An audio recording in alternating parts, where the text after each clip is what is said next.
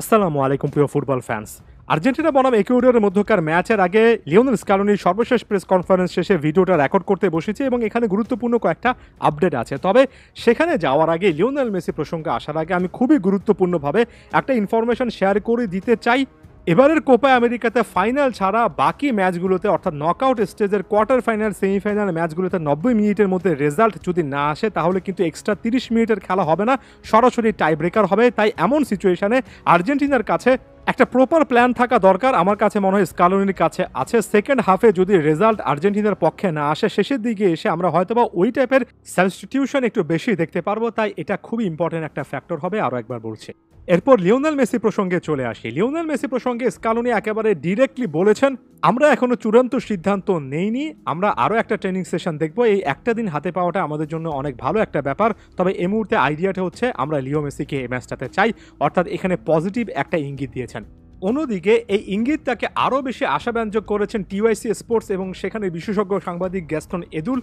তাদের মতে শেষ পর্যন্ত লিওনেল মেসি ম্যাচটা নাকি স্টার্ট করতে যাচ্ছেন। সর্বশেষ ট্রেনিং সেশন দেখে নাকি এমন টাইপের একটা ইঙ্গিত তারা পেয়েছেন, অর্থাৎ লিওনেল মেসি স্টার্টিং লাইনআপে থাকবেন। এটা টিওএসসি স্পোর্টস এবং গ্যাস্টন এদুল একটু জোর দিয়ে বলছেন। এখানে একটা কথা একেবারে না বললেই নয়, আপনারা হয়তোবা জেনে থাকবেন যে 2019 থেকে 2020-এর একটা গুরুত্বপূর্ণ সময় পর্যন্ত স্কালোনি কিন্তু যে কোনো ম্যাচের আগে তার প্লেইং 11 একেবারে অ্যানাউন্সই করে ফেলতেন এবং শুরুর দিকে স্কালোনি এটা নিয়ে অনেক বেশি করে সমালোচিত হয়েছেন।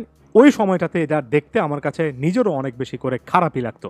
আমার কাছে মনে হয় স্টার্টিং লাইন আপ নিয়ে একটা দুটো ডাউট সবসময় রাখা উচিত। যদিও এই যুগে সাংবাদিকদের কারণে সবসময় সে ডাউটটা তৈরি করা যায় না, তবে তারপরও কোচের জায়গা থেকে স্কালোনি যেটা বেটার করছেন, এই ডাউটটা রাখার চেষ্টা করছেন, এটা ভালো একটা দিক।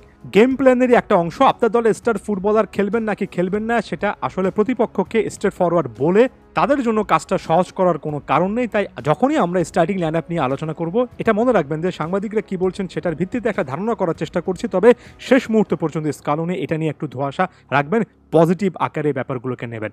টিওএসসি স্পোর্টসের মতে শেষ পর্যন্ত এমি মার্টিনেজ ডিফেন্সে ক্রিস্টিয়ান নোমেরোর সঙ্গে লিজান্ডো মার্টিনেজ, দুই ফুলব্যাক হিসেবে মলিনা এবং ট্যাগলেফিকো, মিডফিল্ডে ডিপল ম্যাক অ্যালিস্টারের সঙ্গে সম্ভবত এনজোই ম্যাচটা স্টার্ট করতে যাচ্ছেন। ফাইনাল থার্ডে লিওনেল মেসি যদি খেলেন, তার সঙ্গে লাউতারো মার্টিনেজ এবং নিকো গঞ্জালেস হয়তোবা ম্যাচটা স্টার্ট করবেন। এরপর স্কালোনির কয়েকটা গুরুত্বপূর্ণ মন্তব্যে চলে আসি। ইকুয়েডর সম্পর্কে বলতে গিয়ে তিনি বলেছেন, ইকুয়েডরের বিপক্ষে আমাদের স্ট্যাটসটা কত ভালো, এই টাইপের পরিসংখ্যানে আমি খুব একটা বেশি বিশ্বাস করি না। ইকুয়েডর খুবই ভালো কাজ করে একটা দল এবং এই দলটাতে ভালো প্লেয়ার আছে, ভালো কোচ আছে। প্রত্যেকটা ম্যাচ এর আগের ম্যাচটা থেকে ভিন্ন। প্রত্যেকটা ম্যাচে আপনাকে নতুন উপায়ে প্রতিপক্ষের ভুলের সুযোগ নিতে হয়। তাই আগের ম্যাচগুলো নিয়ে ভাবছি না, এই ম্যাচে আলাদা করে ফোকাস করতে চাই। তার সঙ্গে ম্যাক অ্যালিস্টার এসেছিলেন। ম্যাক অ্যালিস্টার প্রসঙ্গে কিংবা অন্যান্য প্লেয়ারের মাল্টি স্কিল প্রসঙ্গে স্কালোনি কথা বলেছেন আমার এই দলটাতে একটা ভালো দিক হচ্ছে, যেমন ম্যাকের মতো প্লেয়ার তিনটা ভিন্ন ভিন্ন পজিশনে খেলতে পারে। সে ডিবক্সের আশেপাশেও থাকতে পারে, গোল স্কোরিং একটা অ্যাবিলিটিও তার আছে। কখনো কখনো আপনি তাকে অনেক বেশি অ্যাডভান্স রোলে দেখবেন, কখনো অনেক ডিপে থাকতে দেখবেন। সে একজন ইন্টেলিজেন্ট প্লেয়ার, তার এই জিনিসটা আমার অনেক ভালো লাগে এবং এই দলটাতে এমন অনেক প্লেয়ার আছে। ম্যাক অ্যালিস্টারও বেশ কয়েকটা গুরুত্বপূর্ণ বিষয় নিয়ে আলোচনা করলেন, যেমন বললেন যে ইকুয়েডরের এই দলটা সাম্প্রতিক সময়ে অনেক বেশি উন্নতি করেছে এবং এটা একটা টাফ ম্যাচ হতে পারে তাদের জন্য।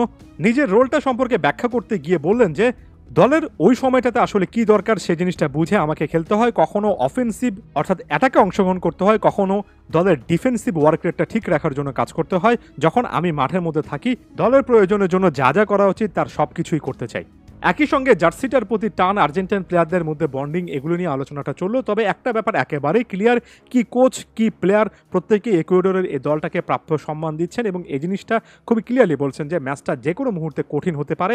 এবং আমার কাছে মনে হয় দিন শেষে একটা টুর্নামেন্টে এই মাইন্ডসেটটা অনেক বেশি করে ইম্পর্টেন্ট, যেখানে আপনি বুঝতে পারবেন আপনার দলের সঙ্গে এর আগে কতগুলো ট্রফি আছে, আপনার দলে কতগুলো স্টার প্লেয়ার আছে। দিন শেষে এটা 90 মিনিটের একটা মাত্র খেলা, মাত্র 1.5 ঘন্টা আপনি বাজে ফুটবল খেললেন, একটা ব্যাড ডে আপনার এর আগের সকল পরিশ্রমকে ভেস্তে দিতে পারে এবং এটাই একটা টুর্নামেন্ট বা একটা নকআউট স্টেজের সবচেয়ে কঠিন দিক। আমরা যখন খেলা দেখি, আমরা যখন প্রতিপক্ষ সম্পর্কে আলোচনা করে এই জিনিসগুলো একটু মাথায় রাখা দরকার। আশা করছি টিম আর্জেন্টিনা এই প্রতিবন্ধকতাগুলোকে পেরিয়ে আরও একটা দুর্দান্ত পারফরমেন্স উপহার দেবে। বড় বড় মতো ফুটবল ফ্ল্যাগের সাথেই থাকবেন। ধন্যবাদ সবাইকে।